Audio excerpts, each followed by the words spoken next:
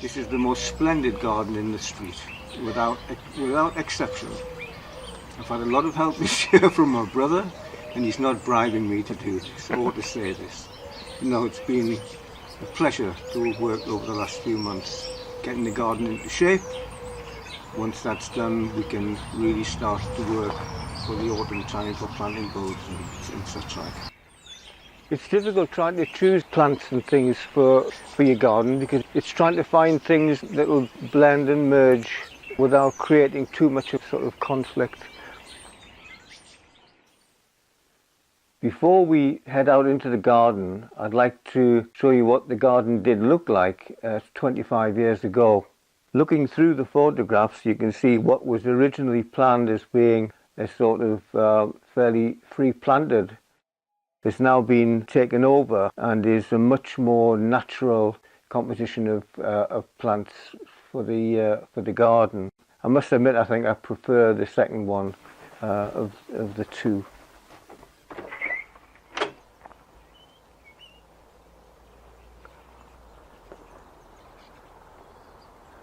By George, it's a bit colder this morning though. These two clumps of Catania Aster, which we've left at the front door, there's a reason why we've done that.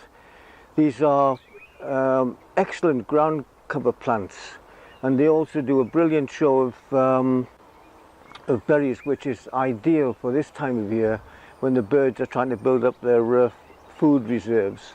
So these are kept here for a very sort of specific purpose. If I can just show you down here, looking down between the fence and the foliage on this side, leading down to the rose arbor. This is just path just being left there to sort of create a diversion, really.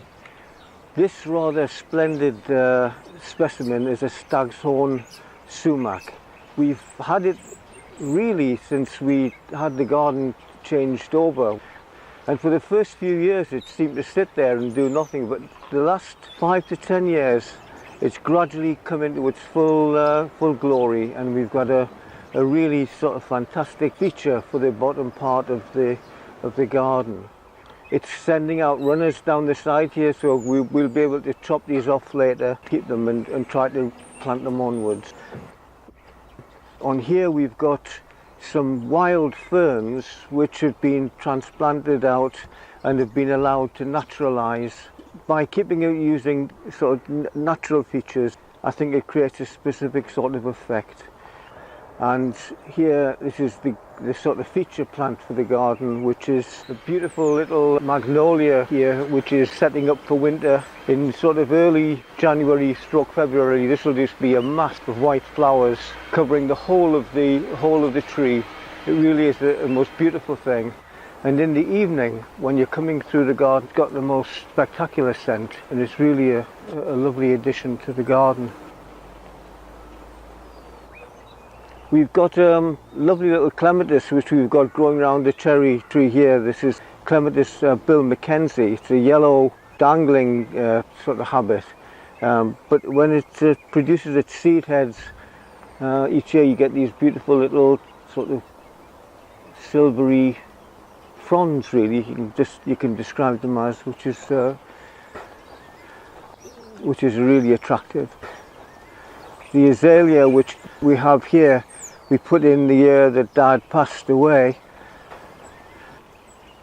and we've got the rose arbor on the far side, which is sort of denuded of flowers at the moment, but I guess it's just that little bit too late in the year. We've got over here the salvias. These are the other plants that are going to be going into this wall. This one here is a Weigela, which is actually finished flowering for this year, produces a mass of red flowers. And this ivy here, the ivy sulphur heart, you can sort of see the yellow markings on the leaves there. We walk through into this area here, which is again has a sort of circular path sort of running through it. Just looking back looking back from here and down through the garden, you can sort of see it's lit up by the light coming in from the side here. It looks really spectacular when you've got very low sun like this. Here we've got quite a large clump of Japanese anemone. And this came from Joan and Charlie's garden down at Whitley Bay, and we managed to save one and get one established, and it's produced a mass of flowers every year since, which is great news. Japanese maples we've got, the Pieris forest flame, which again these have probably finished now. This will be starting to come into full glory during the next few weeks. And across on this side, the maple is also beautifully lit with the very, very low winter sun.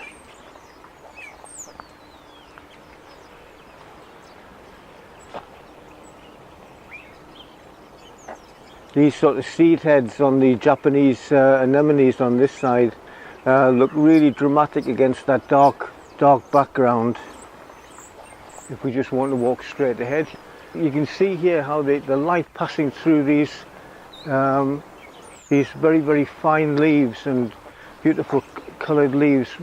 It really is a spectacular little area here.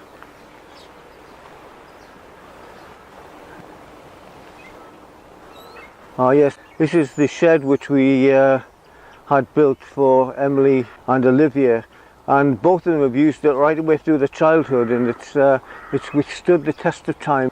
It's doing quite well. We've had many a happy hour.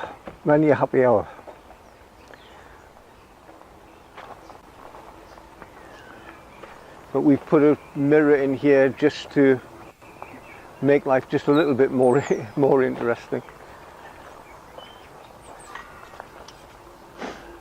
So on the whole, the garden's on the turn and coming into the winter season now. So the next 2 or 3 weeks we'll be frantically collecting leaves for the rest of the season. Can you remember, I mentioned earlier that there's been a lot of changes in the last 25 years. I hope you've enjoyed the opportunity to see them. Thank you very much.